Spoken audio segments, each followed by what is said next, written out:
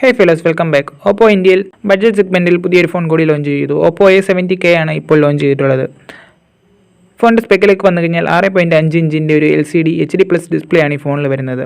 60 Hz ആണ് refresh rate വരുന്നത്. Entry level processor ആയിട്ടുള്ള മീഡിയാടെക്കിൻ്റെ ഹേലിയോ G35 ചിപ്സെറ്റ് ആണ് ഇതിൽ വരുന്നത്. 3GB റാമും 64GB ഇൻറ്റേർണൽ സ്റ്റോറേജും വരുന്ന ഒരു വേരിയൻറ്റ് മാത്രമാണുള്ളത്.